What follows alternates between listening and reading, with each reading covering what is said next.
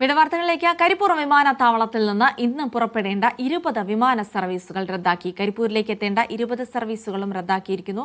ഫ്ലൈന, സലാം air എന്നിവ service നടത്തി. യുനസ് അഹമ്മദ് വിവരങ്ങൾ നൽകും. യുനസ്, ഏതൊക്കെ ഫ്ലൈറ്റുകളാണ് ഇന്നിപ്പോൾ റദ്ദാക്കിയിട്ടുള്ളത്?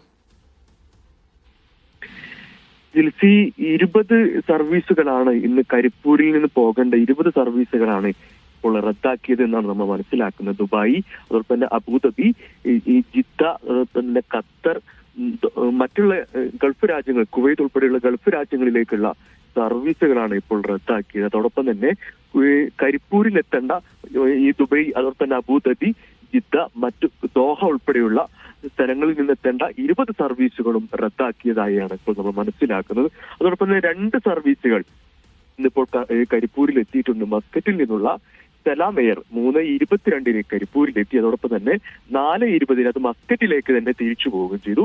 ജിദ്ദയിൽ നിന്നുള്ള ഫൈനാസ് വിമാനം 6:33 കരിപ്പൂരിൽ തിരിച്ചെത്തി. അതോടൊപ്പം തന്നെ 7:36 ജിദ്ദയിലേക്ക് തന്നെ തിരിച്ചുപോയി. 2 വിമാന സർവീസുകൾ നടന്നു എന്നുള്ളതാണ്. ഇത് ഈ യുദ്ധം തുടങ്ങുന്ന സമയത്ത് തന്നെ ഈ ഒരു സർവീസ് നടത്തിയിരുന്നു എന്നാണ് നമ്മൾ മനസ്സിലാക്കുന്നത്. ഏതായാലും കാര്യമായിട്ടുള്ള സർവീസുകൾ ഇപ്പോഴും നടക്കുന്നില്ല എന്ന് തന്നെയാണ് വ്യക്തമാകുന്നത്.